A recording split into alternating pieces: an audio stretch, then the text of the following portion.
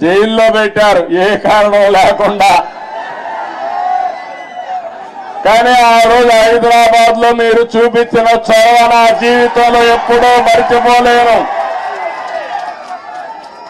ఇప్పుడు సెంటర్ లో గాని అదే మారిగా గచ్చిబౌలిలో మీటింగ్ పెడితే రెచ్చిపోయిన ఉత్సాహంతో నాయకులు లేకపోయినా మేమే నాయకులని చెప్పి లక్షల మంది వచ్చారంటే అది నా జీవితంలో ఎప్పుడూ జైల్లో ఉండి చూసి నేను చేసిన పనికి నేను చేసిన అభివృద్ధి గుర్తుపెట్టుకుని నాకు సంఘీభావాన్ని తెలియజేశారంటే ఆ రోజే నేను అనుకున్నా నా జన్మ చరితార్థకమని.